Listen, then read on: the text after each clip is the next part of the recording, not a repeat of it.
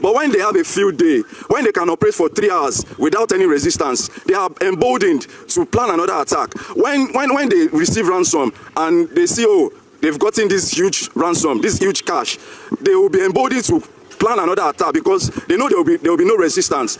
Governments should take the bull by its horn and ensure that security is being fortified in Oyo State, not just in Oyo State, but across the country. The elections are next year, but you will see that politicians are neck deep in politicking, while Nigerians can't sleep with both eyes closed. This is not good. This is not right. Residents of Auro, they are crying. They are weeping. Many parents cannot sleep because they don't know where their loved ones are. I spoke with the husband of the principal, who is in the forest as I speak with you now. He said it came as a big surprise to him. He just dropped his wife a couple of minutes ago and received a call that she has been adopted. It's a kind of shock and surprise to the professor, and he just hopes that he will meet his spouse once again. Yeah, there is a very big problem. There is a very big problem. ISIS is in Oyo State. They are there in their numbers.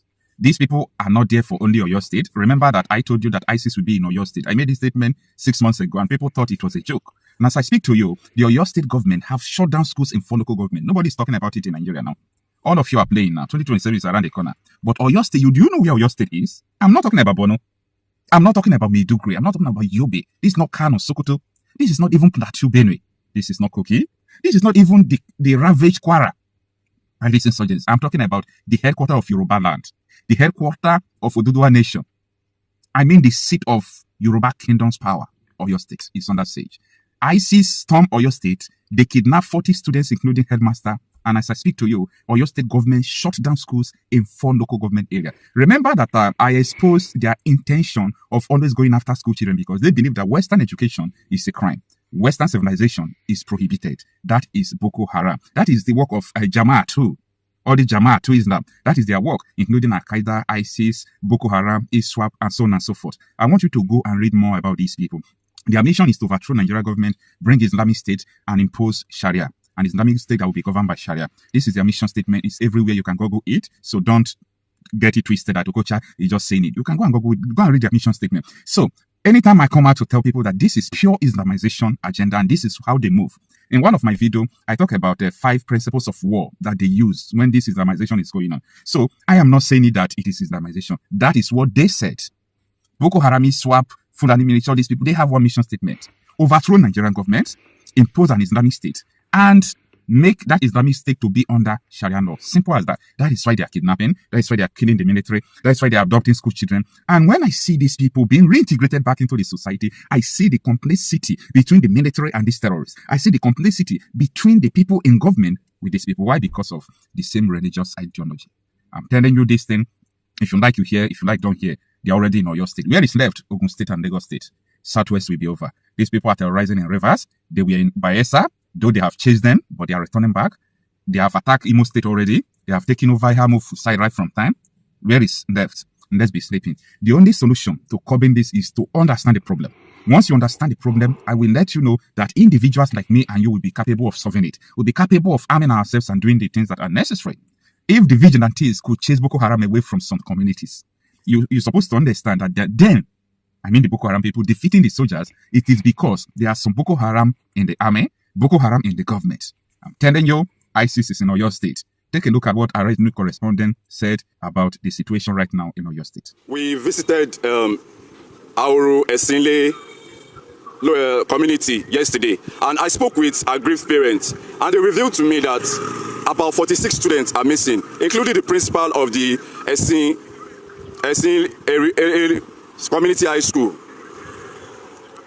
They were abducted Friday between 8 and 9 a.m. and they were taken into the thick forest. And up till now, nobody's aware of their whereabouts. Yesterday also, the Inspector General of Police, Olatunji Disu, was on an assessment tour of the community in Orire local government. And he assured residents there that those students and the principal will return on earth and they will return safe. Palpable fear permeates that community up till now because the marauders, the attackers have not communicated, they've not reached out to the parents, they've not demanded for ransom. And if you consider that community, it's made up of you know, people from the lower strata of the society, farmers, traders, you know, it beats the imagination that such people will become targets for kidnap. And this also brings to the fore the inability of security agents to respond effectively to attack situations. I got to know that the sad event on Friday lasted for several hours, and there was no response from security agents. The community members also complained about telecommunication infrastructure. They couldn't reach out. There are no masts, you can't call, no network there. The network reception there is very poor. So there are so many factors that worked against members of that community, and they are very sad at the moment because their children, their loved ones are nowhere to be found. Olutayo, can you give us a bit more of details regarding what is actually going on now? Have you been to the school itself where these pupils and the principal or vice principal were abducted? How far is Esinyerile in Orire local government from Ibadan, the state capital?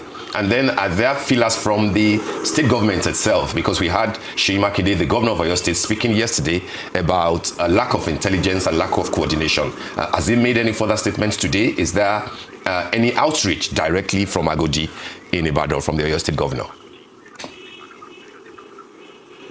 As far as I know, the state government said they're on top of the situation. They said the governor will be visiting the community to reach out to the parents that their loved ones are missing, and he will be going there either today or tomorrow morning. Orire local government is about 26 kilometers from the state capital, Ibadan, and this particular community, Aoro, is located in the thick forest. It's located deep down in Orire, in the outskirts of Ogbomoso. You know, that's the reason for that attack, is that there can't be effective response because first, the roads are not motorable. There are no telecommunication facilities there. The nearest police station to that community is about 2 kilometers from Aoro. So everything just worked against them. And if you look at the way this attack happened, it was coordinated, it was planned. It was revealed that when these attackers came, they headed straight for the school, for the community high school, both the secondary and the primary school. And they went straight into the classroom, picked up about 46 students, and took them straight into the bush. One vice principal was killed, and two other teaching staff were killed. And up till now, nobody can identify where they are. Another thing is, security agents must employ the use of technology. In such situations, equipment such as drone should have been deployed. The marauders will not have gone far. Assuming technology was applied, I'm sure that, you know, they can be able to locate where these students are. But, you know, the money is being deployed to other means, and so in some particular cases, government has been collapsed. Many state executives have abandoned governance for politics. So this is a wake-up call to all state executives to ensure that their domain is properly fortified against attacks, because nobody can tell which community will be next. Olutayo, as you said, no one can tell which community can be next. But very importantly, Orire local government, near the outskirts rather of Ogbomoso, they suffered an attack earlier this year in January when forest guards were killed. Is this very close to the current community that was attacked? As you also highlighted, this is a coordinated attack. It's a pre-planned attack. We're seeing on the same area, and we're also seeing children. We've now had mass abductions of children, not only in Oyo State, not only in Borno. We've seen in Kwara, we've seen in Kogi. It seems to now be a common tactic of terrorists and bandits across Nigeria. For the people in Orire local government, for the people of Ogbomoso, for the people who went through those deaths of the forest guards in January and are now looking for their children in May, is there a feeling that they have been abandoned by the government? Well, the government appears to have tried its best, but its best is not enough. They are supposed to engage other strategies of policing its boundaries, of policing its domain. The attack in January occurred in Oyo Reserve, and Oyo Reserve is about 1 kilometer or 2 kilometers from Ogbomoso. It's not too far. It's like an hour or 2 hours, 1 hour 30 minutes drive. So in all of this, you will see that there are no coordinated synergy between security agents. The issue here is when an attack happens, the effective response is what can deter these marauders, these attackers from planning another attack. But when they have a field day, when they can operate for 3 hours without any resistance, they are emboldened to plan another attack. When they receive ransom and they see, oh, they've gotten this huge ransom, this huge cash, they will be emboldened to plan another attack because they know there will be no resistance. Governments should take the bull by its horn and ensure that security is being fortified in Oyo State, not just in Oyo State, but across the country. The elections are next year, but you will see that politicians are neck deep in politicking, while Nigerians can't sleep with both eyes closed. This is not good. This is not right. Residents of Auro, they are crying. They are weeping. Many parents cannot sleep because they don't know where their loved ones are. I spoke with the husband of the principal, who is in the forest as I speak with you now. He said it came as a big surprise to him. He just dropped his wife a couple of minutes ago and received a call that she has been adopted. It's a kind of shock and surprise to the professor, and he just hopes that he will meet his spouse once again.